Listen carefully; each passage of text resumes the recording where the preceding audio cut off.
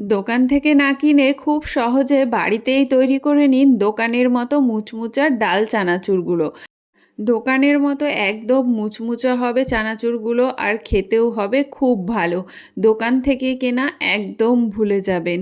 তো রেসিপিটি স্কিপ না করে প্রথম থেকে শেষ পর্যন্ত দেখতে থাকুন।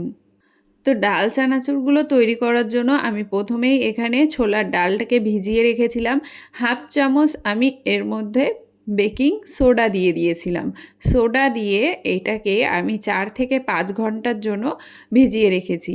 এবার জল ঝরিয়ে নিয়ে আমি ডালটাকে একটা তাওয়ালের সাহায্যে সুন্দর করে মুছে মুছে জলটাকে শুকিয়ে নেব। আপনারা চাইলে এই ডালগুলোকে জল ঝরিয়ে ফ্যানের নিচেও মেলে রাখতে পারেন 10 থেকে 15 মিনিটের জন্য, যাতে জলটা শুকিয়ে যায়। তো আমি এইভাবে তাওয়ালের সাহায্যে জলটাকে মুছে নিচ্ছি। আর ডালটা যদি বেকিং সোডা দিয়ে ভিজিয়ে রাখেন সেক্ষেত্রে কিন্তু ডালগুলো একদম মুচমুচা হবে আর সুন্দরভাবে ফুলবে। তো এবার আমি এখানে তেল গরম করে নিয়েছি। গরম করে নিয়ে অল্প অল্প করে ডাল আমি এতে দিয়ে দিচ্ছি। একবারে বেশি ডাল কিন্তু দেব না। আর অবশ্যই এখানে তেলটা খুব ভালোভাবে গরম হতে হবে, আর গ্যাসের ফ্লেমটা থাকতে হবে একদম হাইতে। হাইতে গ্যাসের ফ্লেম রেখে আমি ডালগুলো দিয়ে দিয়েছি। দিয়ে এবার অপেক্ষা করতে হবে।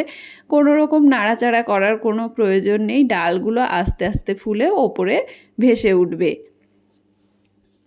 তো এইভাবে বাড়িতে একবার ডাল চানাচুরগুলো তৈরি করে দেখুন। একদম দোকানের মতো চানাচুরগুলো তৈরি হবে, একদম মুচমুচা খেতে হবে। তো এই দেখুন আমার ডালগুলো কিন্তু ফুলে ফুলে ওপরে ভেসে উঠছে। এগুলো কিন্তু তৈরি করা খুব সহজ। এই দেখুন, এটা নাড়াচাড়া করার কোনো প্রয়োজন নেই। ডালগুলো ফুলে ফুলে আস্তে আস্তে সমস্ত ডাল ওপরে ভেসে উঠবে। আর হ্যাঁ, গ্যাসের ফ্লেমটা কিন্তু অবশ্যই হাইতে রাখবেন। এই দেখুন, তো সমস্ত ডাল দেখুন আমার কিন্তু ভেসে উঠেছে।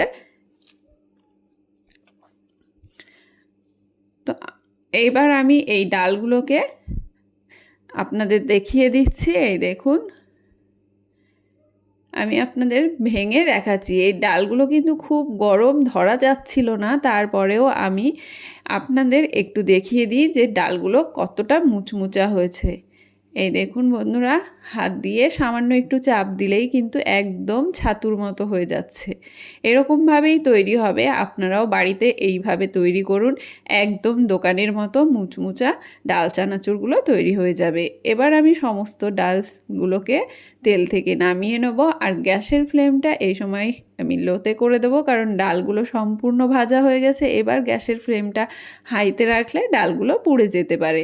তো লোতে করে আমি সমস্ত ডালগুলোকে তেল থেকে ছেঁকে নেব। ডালগুলো তুলে নিয়ে আমি গ্যাসের ফ্লেমটাকে আবারও হাইতে করে দেব। হাইতে করে দিয়ে আমি আবারও আগের পদ্ধতিতেই অল্প অল্প করে ডালগুলো দিয়ে দেব। ডালটা দিয়ে সুন্দর করে আমি সমস্ত ডালগুলোকে ভেজে তুলে নেব। ডালগুলো সমস্ত ভেজে তুলে নিয়ে আমি ওই তেলের মধ্যেই দিয়ে দেব বাদাম। এখানে আমি কিছুটা চীনাবাদাম ব্যবহার করেছি। চীনাবাদামটাকে আমি গ্যাসের ফ্লেমটাকে কিন্তু একদম লোতে রেখে ভাজতে হবে, না হলে কিন্তু বাদামগুলো পুড়ে যাবে, সেক্ষেত্রে খেতে কিন্তু ভালো লাগবে না। তাই অবশ্যই বাদামগুলো ভাজার সময় গ্যাসের ফ্লেমটা একদম লোতে করে দেবেন। লোতে করে বাদামগুলো ভেজে তুলে নেব।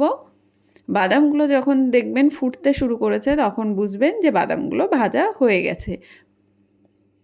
ভালো করে ফুটে গেলে বাদামগুলো নামিয়ে নেব। নামিয়ে নিয়ে ওই তেলেই আমি দিয়ে দেব কিছুটা কারি পাতা। কারি পাতাটা দেওয়ার সময় কিন্তু সাবধানে দেবেন, কারণ কারি পাতা দেওয়ার সঙ্গে সঙ্গে কিন্তু কারি পাতা ফুটতে শুরু করে, তাই অবশ্যই একটু সাবধানে দেবেন। দিয়ে কারি পাতাগুলোকেও আমি ভেজে নামিয়ে নিচ্ছি। আর আপনাদের যদি কারি পাতাটা পছন্দ না হয় তাহলে কারি পাতাটা আপনারা ছাড়াও করতে পারেন। এবার আমি সমস্ত কিছু ভেজে নিয়েছি। ভেজে নিয়ে আমি এবার এর মধ্যে কিন্তু মশলাগুলো অ্যাড করে দেবো। তো এখানে আমি নিয়েছি সামান্য একটু হলুদ গুঁড়ো, লঙ্কার গুঁড়ো, নিয়েছি বিট নুন, সাদা নুন, আর নিয়েছি চাট মশলা। আপনারা এখানে আমচুর পাউডারও অ্যাড করতে পারেন, তবে আমি চাট মশলা দিয়েছি বলে আমচুর পাউডার আর দিইনি। মশলাগুলোকে খুব ভালো করে মিশিয়ে নেব। মিশিয়ে নিয়ে চানাচুরটাকে আমরা ঠান্ডা করে নেব। ঠান্ডা করে আমরা কিন্তু এটাকে এয়ারটাইট যে কোনো কন্টেনারে ভরে রেখে আমরা ১ মাস পর্যন্ত এই চানাচুরগুলোকে খেতে পারবো, কোনো রকম নষ্ট হবে না। আর আমার চানাচুরের রেসিপিটি আপনাদের কেমন লাগলো অবশ্যই কমেন্ট করে জানাবেন। আর রেসিপি ভালো লাগলে লাইক, শেয়ার করে চ্যানেলটিকে সাবস্ক্রাইব করতে কিন্তু একদম ভুলবেন না। দেখা হবে আরেকটি নতুন রেসিপির সঙ্গে, ততক্ষণের জন্য টাটা।